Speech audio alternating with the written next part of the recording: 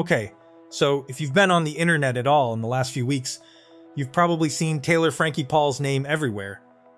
And if you haven't, don't worry, I'm about to walk you through everything because this situation is genuinely one of the messiest, most layered drama drops we've seen from the reality TV world in a long time. Like, this isn't just a celebrity gossip story.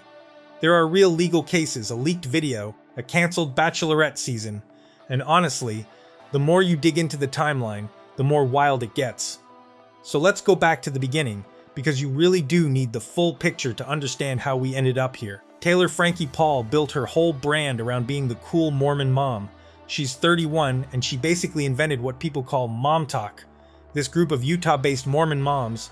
This morning, a video from 2023 resurfaced capturing Utah influencer Taylor Frankie Paul hitting and throwing chairs at her ex-boyfriend, Dakota Mortensen, with her child present. Who blew up on TikTok around 2020, posting dance videos, beauty routines, and lifestyle content that showed a more modern, kind of unexpected side of the Mormon faith.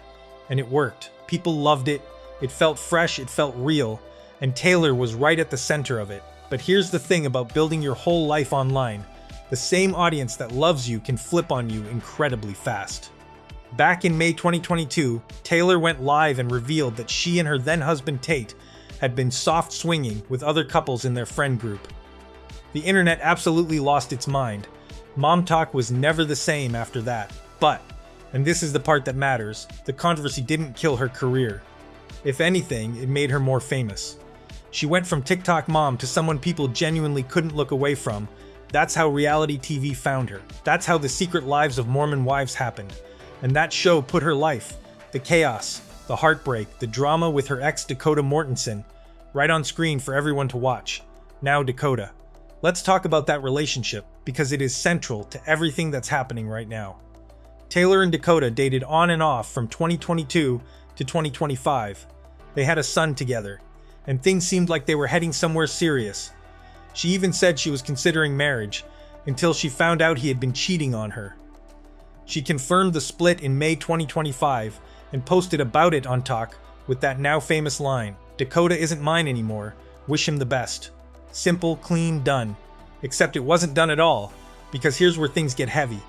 Back in February 2023, police arrested Taylor after a domestic dispute with Dakota in Utah. Court records say the incident involved allegations that she threw chairs and other objects during the altercation, and one of her children was present.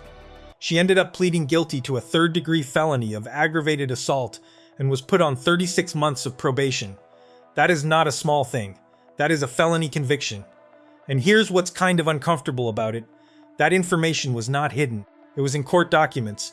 Journalists had reported on it. It wasn't some buried secret, and yet, she kept filming. She kept posting. The audience kept watching. And ABC, a major television network, decided she was the right person to hand the lead role of The Bachelorette. The casting announcement came in September 2025 during an appearance on Call Her Daddy with Alex Cooper. And it was genuinely shocking, not just because of her background, but because The Bachelorette almost always pulls its lead from within the Bachelor franchise. Someone who's already been on the show before. Taylor had never done any of that, but she seemed ready for it. She said she felt like this opportunity was a gift.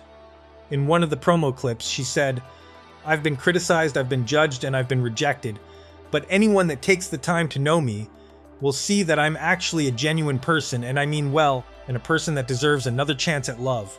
The whole season was already filmed. The promos were out. People were talking about it. The premiere was literally 3 days away, and then TMZ dropped a video. The footage showed Taylor throwing metal stools at Dakota during that 2023 altercation, the same incident that led to her arrest. Seeing it on video is a completely different thing than reading about it in a court document, and the internet reacted accordingly. Within hours, the pressure on ABC was enormous. Disney came out with a statement on March 19th that said, "In light of the newly released video just surfaced today, we have made the decision to not move forward with the new season of The Bachelorette at this time, and our focus is on supporting the family." Just like that, season 22 of The Bachelorette was cancelled, 3 days before it was supposed to air. Now, I want you to notice something about that Disney statement because I think it's really telling.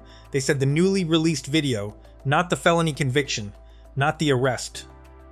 The video, the thing that was already known, the arrest, the plea, the probation, apparently wasn't enough on its own.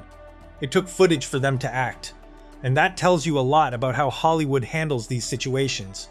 It's not about what happened, it's about what people can see, and it gets even more layered because separate from the 2023 incident, there was a whole new confrontation between Taylor and Dakota in February 2026 that triggered its own investigation.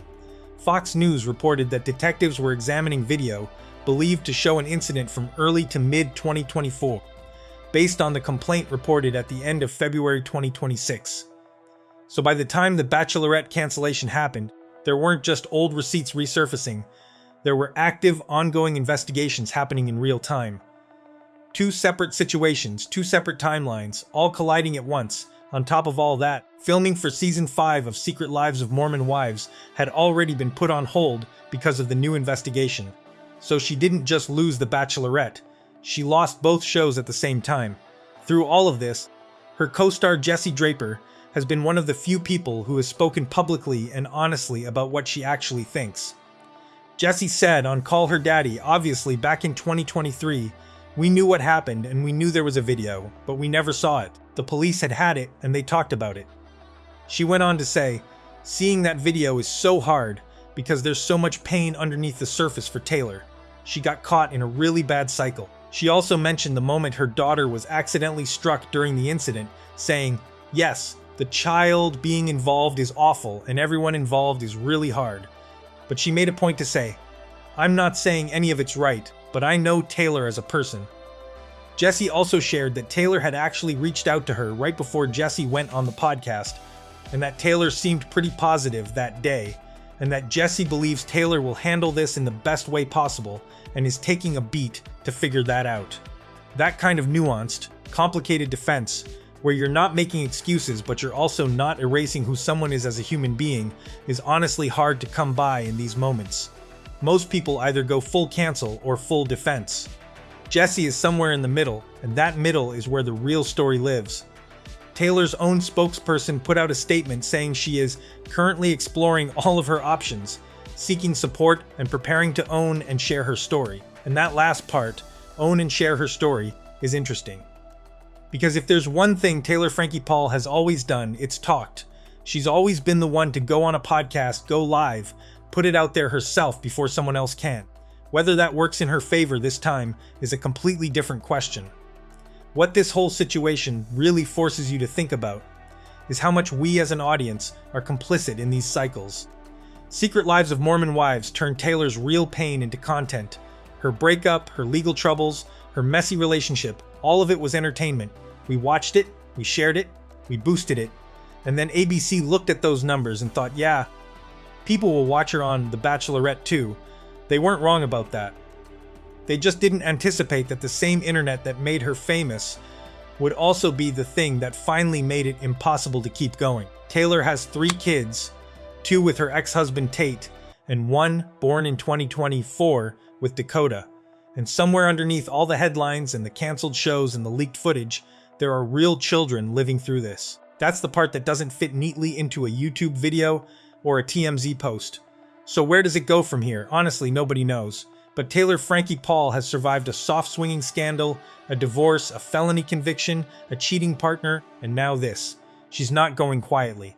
Whatever the next chapter looks like, and she will make sure there is a next chapter, you can bet it's going to be loud.